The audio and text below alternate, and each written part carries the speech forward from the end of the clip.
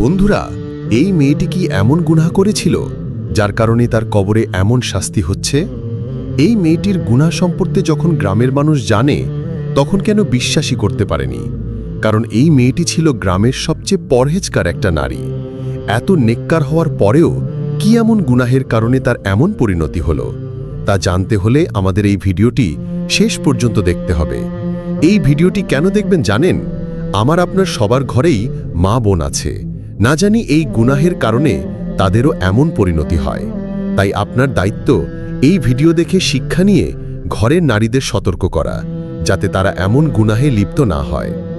আমাদের আজকের এই চমৎকার ভিডিওটি না টেনে শেষ পর্যন্ত দেখুন এবং আমাদের ইসলামিক জীবনী চ্যানেলটি সাবস্ক্রাইব করে পাশে থাকা বেল আইকনটি ক্লিক করুন।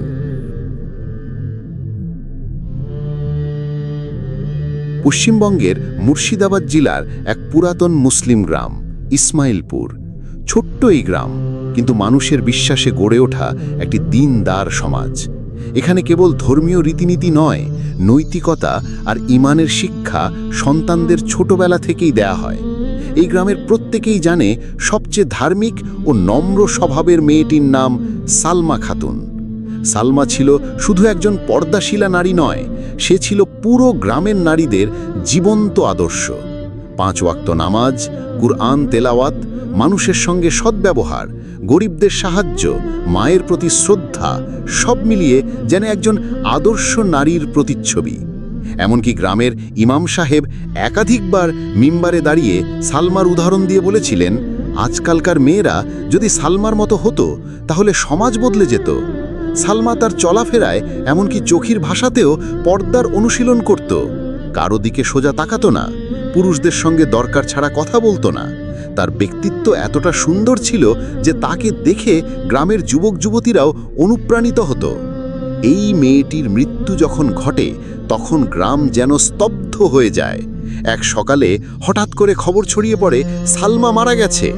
মা বাবা জানায় হালকা জ্বর ছিল, রাতে হঠাৎ নিঃশ্বাস বন্ধ হয়ে যায়। ডাক্তার কিছু বোঝার আগেই সালমা ইন্তেকাল করে। খবরটি দ্রুত ছড়িয়ে পড়ে, গ্রামের প্রতিটি ঘর থেকে মানুষ দৌড়ে আসে তার বাড়িতে। অনেকেই কান্নায় ভেঙে পড়ে, অনেকে ফ্যাল ফ্যাল করে তাকিয়ে থাকে। কেউ কেউ বলে জান্নাত সালমার জন্য অপেক্ষা করছে, কেউ আবার বলে অবশ্যই ফেরেশতারা এসে তাকে নিয়ে গেছে। গ্রামের সম্মানিত ইমাম সাহেব নিজ হাতে তার জানাজার নামাজ পড়ান। জানাজায় এত মানুষের সমাগম হয় যে কারো কারো মুখে শোনা যায়, এত মানুষ তো কোনো আলেমের জানাজাও হয়নি। গ্রামের নারী পুরুষ সবাই পর্দা মেনে, নিয়ম মেনে দোয়া করতে থাকে। সালমার জানাজা যেন তার জীবনের ধার্মিকতারই প্রতিচ্ছবি হয়ে ওঠে।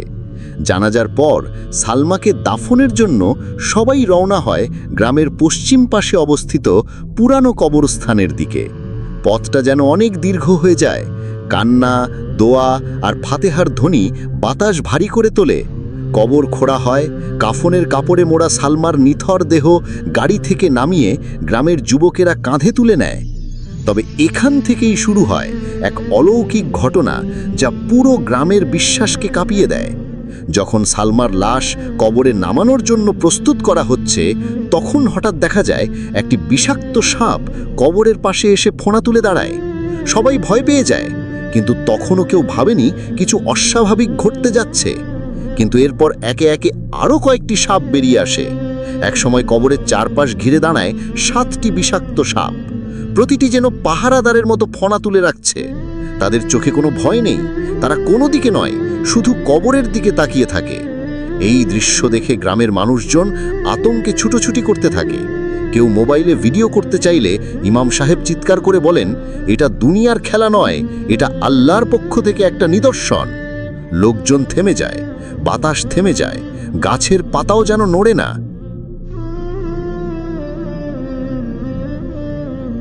এরপর ঘটে আরও ভয়ঙ্কর ঘটনা। কেউ যখন সালমার লাশ কবরে নামাতে যায়, তখন অদৃশ্য কোনো শক্তি যেন লাশটিকে ঠেলে বের করে দিচ্ছে। লাশ কবরের মাটিতে গিয়ে ঠেকে না, পিছলে পড়ে যায়। এমন কিছু আগে কেউ দেখেনি। সালমার শরীর রোদের তাপে শুকিয়ে যাচ্ছে, কিন্তু কবর তাকে গ্রহণ করছে না। ইমাম সাহেব তেলাওয়াত শুরু করেন, আয়াতুল কুরসি, সূরা ফালাক, সূরা নাস।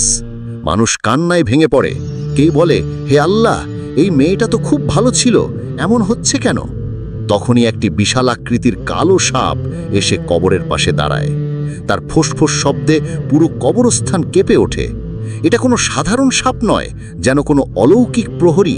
বন্ধুরা, এতক্ষণ আপনারা শুনেছেন সালমার অপ্রত্যাশিত মৃত্যু এবং দাফনের পরে ঘটে যাওয়া সেই ভয়ানক কবরের অভিজ্ঞতা, যেখানে মৃতদেহের পাশ থেকে ধোঁয়া উঠছিল, মাটিতে গন্ধ ছিল পচা কিছুর, আর উপস্থিত লোকজনের চোখে মুখে ছেয়ে গিয়েছিল এক অজানা আতঙ্ক। আজ আমরা সেই রহস্যের দ্বিতীয় অংশে প্রবেশ করতে যাচ্ছি, যেখানে ধীরে ধীরে খোলাসা হতে শুরু করবে সালমার অতীত জীবনের এমন কিছু অধ্যায় যা বাইরে থেকে কেউ কখনো কল্পনাও করতে পারেনি। কবর দেওয়ার পরদিনই গ্রামের চারপাশে ছড়িয়ে পড়ে এক গুজব। কে জানা বলেছে রাতে কবরস্থানের দিক থেকে চিৎকারের মতো শব্দ শোনা গেছে। কেউ বলছে রাত 2টার দিকে ভয়ানক গন্ধ ছড়িয়ে পড়েছিল পুরো গ্রামের পশ্চিম দিক দিয়ে। প্রথমে মানুষ একে গুজব ভেবেই উড়িয়ে দিল, কিন্তু সালমার ঘনিষ্ঠ বান্ধবী লুবনা এক রাকে নিজের বাড়ির পেছনের জানালা দিয়ে কিছু একটা দেখতে পেল যা তার রক্ত হিম করে দিয়েছিল। সে দেখেছিল গোরস্থানের দিক থেকে কালো ধোঁয়ার মতো কুয়াশা আসছে এবং সেই কুয়াশার মধ্য দিয়ে হেঁটে আসছে এক নারী, সাদা কাপড়ে মোড়া, চুলগুলো এলোমেলো, মুখ দেখা যাচ্ছে না। লুবনা ভয়ে জানালা বন্ধ করে দিল। পরদিন সকালে সে ঘটনাটি জানায় সালমার ভাই জহিরকে। জহির প্রথমে লুবনার কথা বিশ্বাস করেনি, কিন্তু ঘটনা এখানেই থেমে থাকেনি। সালমার মৃত্যুর ঠিক 3য় দিন রাতে সালমার মা সায়রা বেগম হঠাৎ চিৎকার করে ওঠেন। ঘুমের মধ্যে সালমা তার পাশে বসে কাঁদছিল। কাঁদতে কাঁদতে বলছিল, মা, আমাকে এমন জায়গায় পাঠিয়ে দিলে যেখানে শাস্তি ছাড়া কিছু নেই। আমি তো ভালো ছিলাম মা, তুমি জানো আমি কোনো গুনাহ করিনি, তাহলে কেন এমন হলো আমার সঙ্গে? সায়রা বেগম রাতভর কান্না করেন। সালমার বাবাও বিভ্রান্ত হয়ে পড়েন। গ্রামের মসজিদের ইমাম সাহেবকে ডেকে পাঠানো হয়। তিনি এসে পরামর্শ দেন 7 দিন পর্যন্ত ফাতেহা পড়া হোক এবং কবরের পাশে কোরআন তেলাওয়াত চলতে থাকুক। কিন্তু তারপরও সমস্যা কমল না। 4র্থ রাতে আবার সালমার ভাই জহির একটা অদ্ভুত স্বপ্ন দেখে। সে দেখে একটা অন্ধকার ঘরে সে আটকে আছে, দরজার ওপাশে কেউ কাঁদছে। সেই কান্নার আওয়াজ খুব পরিচিত লাগে তার, যেন সালমারই কান্না।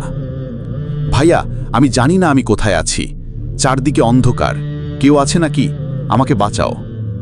জহির ঘুম ভেঙে ওঠে, তার বুক ধড়ফড় করছে, শরীর ঘামছে। সে কিছুতেই বুঝে উঠতে পারছে না, একটা এত ভালো নম্র মধ্যবিত্ত ঘরের মেয়ে, যার কোনো দোষ কেউ কোনোদিন চোখে দেখেনি, এমন কষ্টে পড়ল কেন? এই প্রশ্নটা ঘুরপাক খেতে থাকে সবার মাথায়। এবং তখনই সালমার অতীত জীবনের সেই অদেখা অজানা অধ্যায় খুলে যেতে শুরু করে। তার বান্ধবী, তার কলিগ, এমনকি তার ছোটবেলার গৃহশিক্ষিকাও এসে কিছু অদ্ভুত তথ্য দিতে শুরু করে। প্রথম যে তথ্য সামনে আসে তা হল সালমা জীবনের একটা সময় ভয়ানক মানসিক চাপে ভুগছিল। তার কাছের বান্ধবী লুবনা জানায়, হ্যাঁ, সালমা অনেক ভালো মানুষ ছিল, নামাজ পড়ত, রোজা রাখত, দান করত, কিন্তু ওর একটা দিক ছিল যা ও কাউকে বলতো না। মাঝে মধ্যে ও হঠাৎ খুব ডিপ্রেশনে চলে যেত। আমি অনেকবার ওকে প্রশ্ন করেছি, কি হয়েছে বলতো? ও শুধু বলতো, আমার ভেতরটা খুব অন্ধকার, আমি চাইলে তোমাকে সব বলতে পারি না। এখনো কেউ কিছু বুঝে উঠতে পারছিল না। কিন্তু তারপর সালমার অফিস থেকে পাওয়া যায় কিছু ইমেল ও ডায়েরি। সেই ডায়েরিতে লেখা ছিল এমন কিছু বাক্য যা সবার চোখে জল এনে দেয়। আমি সবসময় চেষ্টা করি ভালো থাকার, মানুষ ভাবে আমি খুব নেককার, কিন্তু আমি জানি আমার ভেতরে কতটা গুনাহ জমে আছে। আমি এমন কিছু করেছি যা আমি ভুলতে পারি না। আমার তওবা কি আল্লাহ কবুল করবেন? কখনো কখনো আমি নিজেকেই ঘৃণা করি। আমি জানি না আমার আমলনামা কেমন, কিন্তু রাতে ঘুমোতে গেলেই আমার চোখে সেই পুরনো গুনাহ ভেসে ওঠে। এই সব লাইন পড়ে সবাই চমকে ওঠে। তাহলে কি সালমা সত্যি এমন কিছু করেছিল যা তার মুখে শোনা যায়নি, কিন্তু হৃদয়ে পোড়াতে থাকতো তাকে প্রতিদিন? ঠিক তখনই একটি সত্যি সামনে আসে। সালমার অতীতে একবার একটা হারাম সম্পর্কে জড়িয়ে পড়ার গুজব ছিল। কলেজ লাইফে সালমার খুব ঘনিষ্ঠ এক ছেলের সাথে বন্ধুত্ব ছিল, যার নাম ছিল আরিফ। কিন্তু সেই সম্পর্ক শেষ হয়ে যায় হঠাৎ। সালমা এরপর নিজেকে সমাজ থেকে দূরে সরিয়ে নেয়, নামাজ রোজায় মনোযোগ দেয়, কিন্তু তার ভেতরে তখনও পোড়াতে থাকত সেই একটাই প্রশ্ন, আল্লাহ কি তাকে মাফ করবেন? এই অবস্থায় সালমা তার অতীত গুনাহ নিয়ে প্রতিনিয়ত কান্না করত, কিন্তু সে একটাও গুনাহের কথা কারো সামনে খোলাসা করত না। কেউ জানত না সে কত বড় একটি গুনাহ লুকিয়ে রেখেছে তার মধ্যে। এমনই এক রাতে যখন গ্রামে আবার অস্বাভাবিক বাতাস বইতে শুরু করে, ইমাম সাহেব একটি গুরুত্বপূর্ণ সিদ্ধান্ত নেন। তিনি সালমার কবর খুঁড়ে দেখতে চান বাস্তবিক কি সেখানে কোনো অশান্তি ঘটছে কিনা। গ্রামের কিছু সাহসী যুবক সম্মত হয়। রাতের অন্ধকারে কবরের চারপাশে তেলাওয়াত শুরু হয়। আর ঠিক সেই মুহূর্তে কিছু ঘটে যা কাউকে ভোলানো যাবে না।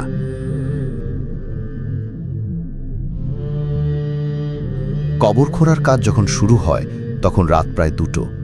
গ্রামের পশ্চিম প্রান্তে বাতাস যেন স্তব্ধ হয়ে গেছে। চারপাশে এক ধরনের অজানা গন্ধ ভাসছে, যেন পোড়া কিছু। উপস্থিত সবাই কোরআনের আয়াত পড়তে পড়তে সালমার কবরের দিকে তাকিয়ে আছে। প্রথমেই দেখা যায় কবরের মাটি যেন স্বাভাবিকের চেয়ে দ্রুত পচে গিয়েছে। কবরের উপর পুঁতে রাখা রুহানি নিশানাটাও কেমন যেন হেলে পড়েছে। একজন যুবক যখন কবরের উপর থেকে মাটি সরাতে শুরু করে তখনই হঠাৎ একটা ভয়ানক আওয়াজ হয়। মাটির নিচ থেকে যেন কারো গোঙানির মতো শব্দ ভেসে আসে। এই মুহূর্তে সবাই ভয়ে এক পা পিছিয়ে আসে। ইমাম সাহেব সাহস করে বলেন, ডরায়েন না, কোরআনের তেলাওয়াত জারি রাখেন। জিন শয়তান মানুষের ভয় পেলে জয় পায়, আমরা আল্লাহর নাম নিয়ে গাব। কবরের ওপরের মাটি সরানোর পর একটি ভয়ঙ্কর চিত্র দেখা যায়। কাফনের কাপড় অর্ধেক পোড়া, মুখমণ্ডলে হালকা নীলচে দাগ, এবং সবচেয়ে ভয়ানক বিষয়, চোখ দুটো যেন হঠাৎ খুলে গিয়েছিল, যেন মৃত্যুর আগের শেষ মুহূর্তে সালমা ভয়ঙ্কর কিছু দেখেছিল।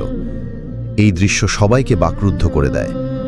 ইমাম সাহেব ঘোষণা দেন, এই মৃত্যু সাধারণ কোনো মৃত্যু নয়, এখানে স্পষ্ট গুনাহের প্রতিফলন দেখা যাচ্ছে।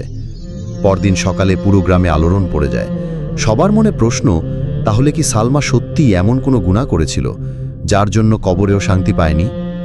সেই সময় সালমার ছোটবেলার শিক্ষক আব্দুল মতিন সাহেব সামনে এসে একটি কথোপকথন স্মরণ করেন। একবার ওর এসএসসি রেজাল্ট খারাপ হয়েছিল। আমি জিজ্ঞেস করেছিলাম, মন খারাপ করছো কেন? তখন সালমা বলেছিল, স্যার আপনি জানেন না, আমি একটা ভুল করেছি যেটার জন্য আল্লাহ আমাকে কখনো মাফ করবেন না। এটা শুনে সবাই অবাক হয়। সে তখনও একজন কিশোরী, কিন্তু তার কণ্ঠে ছিল এমন এক অপরাধবোধ যা তার সারা জীবন ভরেছিল। এরপর দেখা যায় সালমা তার জীবনের শেষ বছরগুলোতে প্রায় প্রতিদিন রাতে কাঁদত, তাহাজ্জুদ পড়ত, দান করত গোপনে, এবং মাঝে মাঝে নিজের খাবারটাও অন্য কাউকে দিয়ে দিত। সবাই ভাবত সে খুব নেককার। কেউ জানত না এই সব কাজের পেছনে ছিল এক গভীর অনুশোচনা। একদিন সালমার মা তার পুরনো একটা ডায়েরি খুঁজে পান। সেখানে লেখা ছিল, আল্লাহ, আমি জানি আমি ভুল করেছি, আমি জানি তোমার গজব নেমে আসবে আমার ওপর, কিন্তু আমি তো তখন বুঝিনি, আমি ছোট ছিলাম। তুমি কি একবারের জন্য আমাকে মাফ করবে না? আমি আর কোনোদিন কাউকে ভালোবাসবো না, আমি শুধু তোমাকেই ভালোবাসবো। এই ডায়েরি পড়ে সালমার মা ভেঙে পড়েন। সে বুঝতে পারেন তার মেয়ে আসলে ভিতরে ভিতরে কতটা পোড়া ছিল।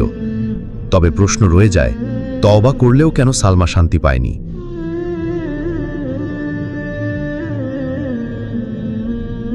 ইমাম সাহেব তখন বুঝিয়ে বলেন, কিছু গুনাহ আছে যেগুলো শুধু মুখে তওবা করলে মাফ হয় না।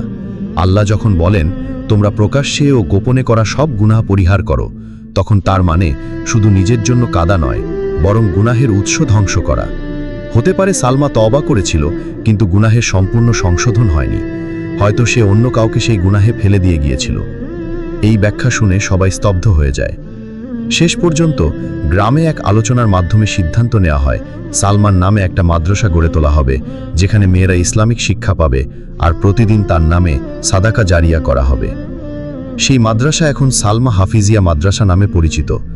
সেখানে প্রতিদিন বাচ্চারা কোরআন পড়ে, সালমান নামে দোয়া করে, এবং বিশ্বাস করা হয় এই সাদাকাই সালমার কবরে ধীরে ধীরে আলো ফিরিয়ে এনেছে।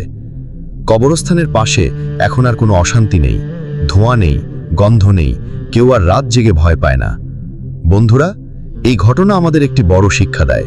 শুধু বাইরে থেকে ভালো মানুষ হওয়া যথেষ্ট নয়, গোপনে করা গুনাহ, অস্বীকার করা সত্য, কিংবা অন্যকে ভ্রান্তিতে ফেলে নিজের জীবন সাজিয়ে নেওয়া, এগুলো এমন বোঝা হয়ে দাঁড়াতে পারে যা মৃত্যুর পরও মাফ না পাওয়া পর্যন্ত শান্তি দেয় না।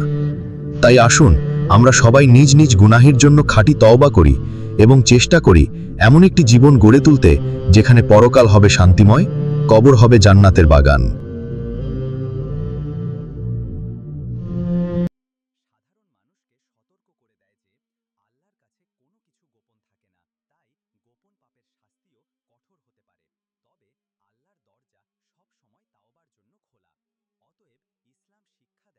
গোপন পাপ লুকানো যায়